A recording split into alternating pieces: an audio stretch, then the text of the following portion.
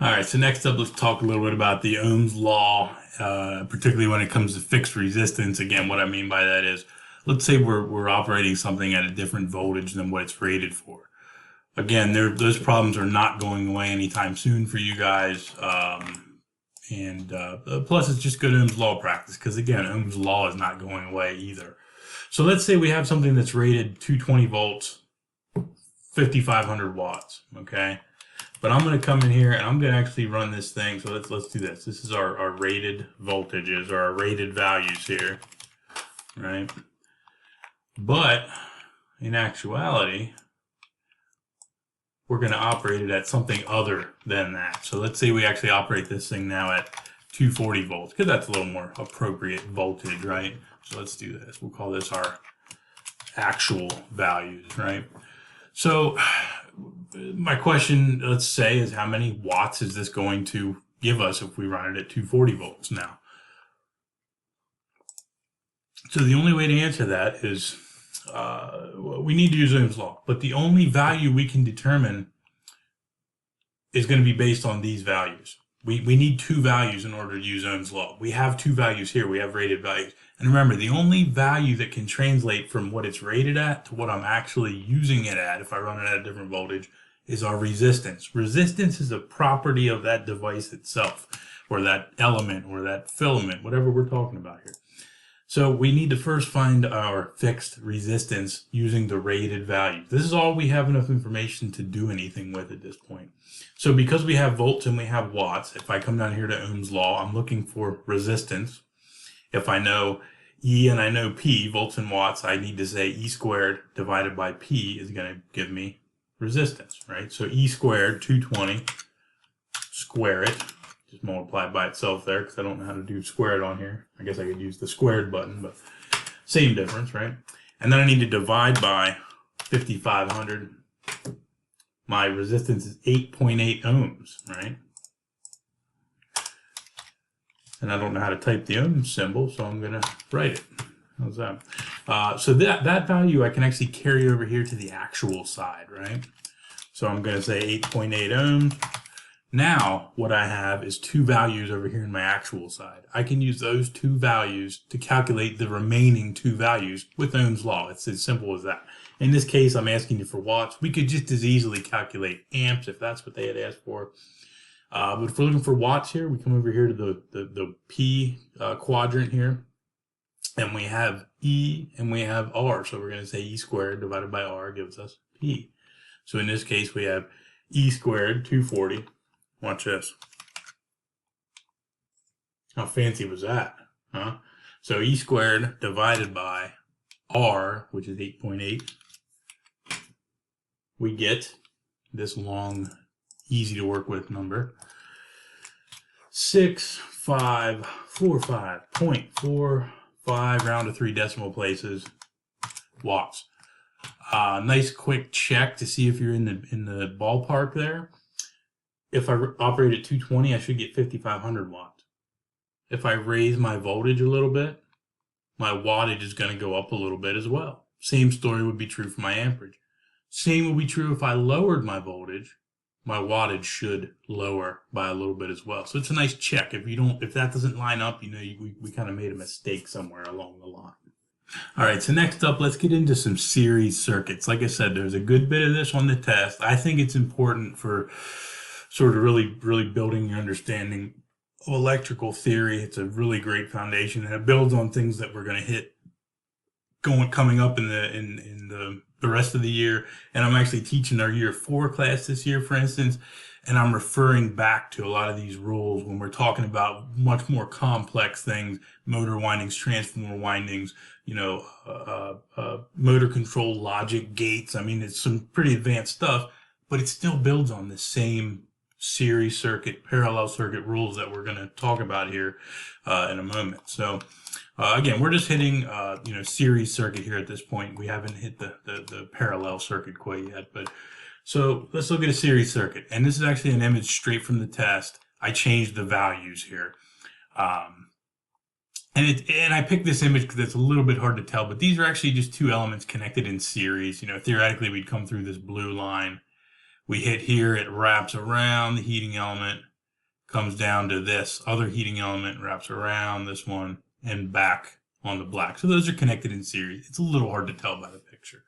But we have in this case, they're each rated equal. They're rated at 220 volt, 2000 watts. Before we really, get into that, we need to review the series circuit rules, right? And these are some rules that I, do your best to get these things memorized. It's really going to come in handy, help speed things up. But when we're talking about voltage, the rule is basically voltage is additive. Total voltage equals E1 plus E2 plus E3. We talk about amperage. It's going to be equal at all points in the circuit. I total equals I1 equals I2 equals I3. We get into resistance. Here again, that's simply additive. So the total resistance equals the resistance of element 1 plus 2, and then so on and so forth. We have our ellipses because we don't know how many elements we may have. In this case, we only have 2 elements. So we'd say R total equals R1 plus R2. And then wattage is going to be additive as well. P total equals P1 plus P2 plus P3. So those are our 4 rules. We're going to use that in conjunction with Ohm's law, right? Between these 4 rules and Ohm's law, we can find any values in this circuit, and we're going to do just that. So in this case, let's make things difficult because we always got to be a pain in the neck. And I should say this, on the test, you're going to see a series of problems about the same circuit. So you take this circuit, different values on the test. They're going to say, okay, what's the voltage of element 1? What's the resistance of element 2? What's the amperage of the total circuit? It's essentially just asking you to solve for all the values we can.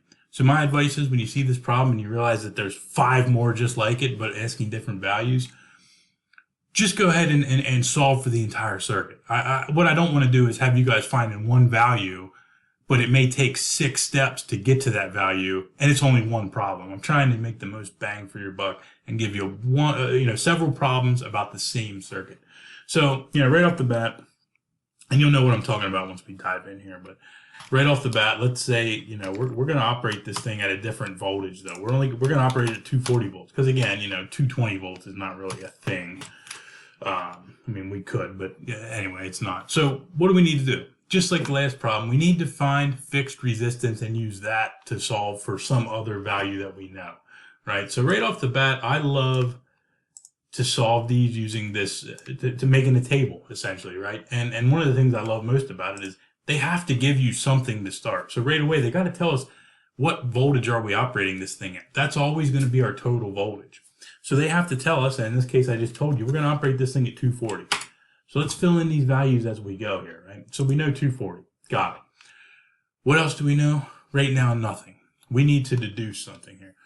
So we can find fixed resistance, as I just said. We know the rated voltage and rated wattage. Let's find resistance using Ohm's law. Here again, we can say E squared divided by P. So I'm going to use the thing that I just learned with the nice squared button. I'm pretty proud of myself, right? So 220 squared divided by 2000. And I just made these values up, so I'm hoping no values come out goofy. But the rated fixed resistance of each of these elements is 24.2. That's also going to be the actual resistance. The resistance is the resistance, period, right? So essentially what I've done, I found some more values I can fill in. 24.2 is my resistance of element 1. The beauty of having equally rated loads up here is we only have to do the math one time. So now I know this one. So now I say to myself, okay, what else can I solve based on this grid right here? Essentially, you need either 2 values this way, or in our case, we need 2 values, number 1 and 2. So in this case, I say, yeah, I know resistance 1 and resistance 2. Let's check this formula. R total equals R1 plus R2. So really all I got to do is add up 24.2 plus 24.2. R1, R2 equals R total, right? So that equals this plus this, 48.4. Okay, now I've got my total resistance. Now what you really want to shoot for on these problems is to get 2 values in any one column, because at that point, all you need to know is Ohm's law. So I'm going to encourage you guys on a series circuit, always find your total any amperage as soon as you can. And I'll tell you why here in a moment. Hopefully you already get the picture. But I can use Ohm's law to find amperage here, right? I have E and I have R. I'm looking for I. I can say E divided by R equals I. So I come in here, I say 240. Well, let's do it this way. I can say 240 divided by R, 48.4 gives me 4.95 big long repeating decimal. The beauty of all that is I total equals I1 equals I2. So everything in this row is going to be the same, right?